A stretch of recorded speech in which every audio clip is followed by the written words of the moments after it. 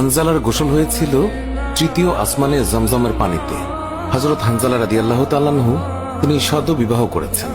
ওই সময় আমাদের প্রিয় নবী সাল্লাল্লাহু আলাইহি ওয়াসাল্লাম সাহাবীদেরকে বললেন, আমার সাহাবায়ে কেরাম, তোমরা উহুদের যুদ্ধের জন্য প্রস্তুতি গ্রহণ করো।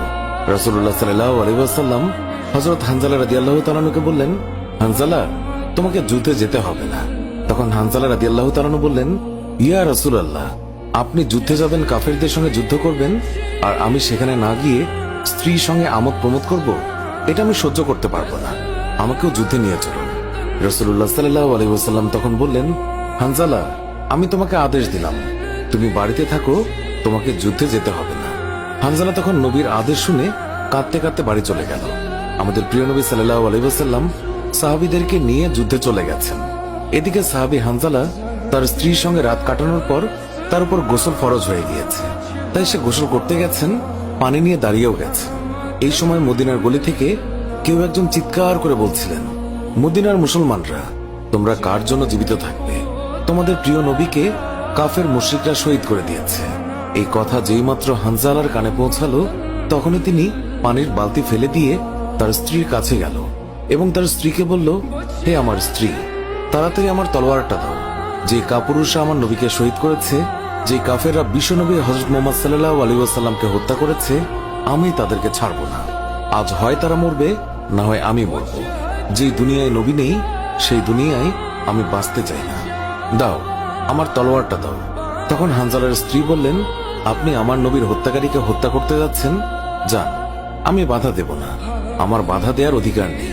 তবে আপনি দয়া করে গোসল করে পবিত্র হয়ে যান, কেননা আপনার উপর গোসল ফরজ হয়ে গিয়েছে। এছাড়াও আপনি যদি উহুদের ময়দানে শহীদ হয়েও যান, আমি কোনো দুঃখ করব না। উত্তরে হানজালা বললেন, না, যদি আমি গোসল করতে যাই, তবে আমার নবীর হত্যাকারীরা কিছু সময়ের জন্য হলেও বেঁচে থাকবে, এটা আমি হতে দিতে পারি না। আমার যেই দুনিয়ায় আমার নবী বেঁচে নেই, ওই দুনিয়ার পানি দিয়ে আমি গোসল করতে পারি না। এই বলে তিনি তলোয়ার নিয়ে চলে গেলেন। উহুদের ময়দানে তিনি অনেক কাফেরকে হত্যা করলেন। একসময় যুদ্ধ করতে করতে তিনি শহীদ হয়ে গেলেন। যুদ্ধ শেষ হয়ে গেলে আল্লাহ রাসূল সাহাবীদেরকে বললেন, হে আমার সাহাবীরা, তোমরা যাও, গিয়ে দেখো আমার যে সকল সাহাবায়ে কেরাম শহীদ হয়েছে তাদের লাশ সংগ্রহ করো এবং তাদেরকে গোসলবিহীন দাফনের ব্যবস্থা করো। সকল শহীদের লাশ এনে এক জায়গায় রাখা হচ্ছে। নবীজি গুনে দেখলেন ৬৮টি লাশ রয়েছে, ২টি লাশ নেই। একজন তার চাচা হামজা রাদিয়াল্লাহু তাআলা আনহু, আর আরেকজন হানজালা রাদিয়াল্লাহু তাআলা আনহু। অস্থির হয়ে পড়লেন নবীজি। সব সাহাবাদের পাঠালেন লাশ খোঁজার জন্য। হঠাৎ বোরখা পরা এক মহিলা এসে দাঁড়ালেন নবীজির কাছে।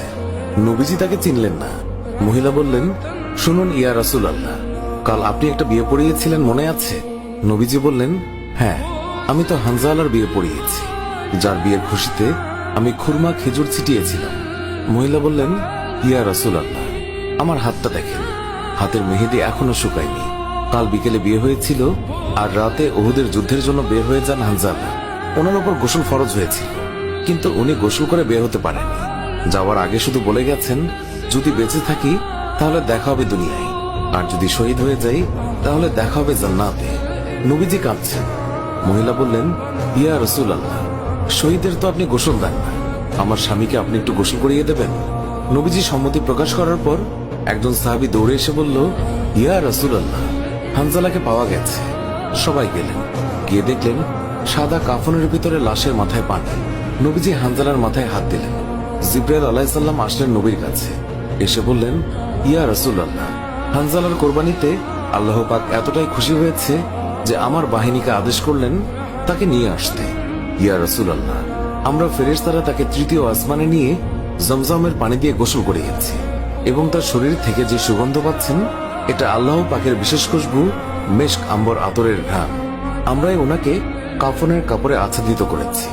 আল্লাহ তার প্রিয় মানুষকে কি পরিমাণ ভালোবাসেন, কি পরিমাণ সম্মানিত করেন, তা আমাদের পক্ষে কল্পনা করাও সম্ভব নয়।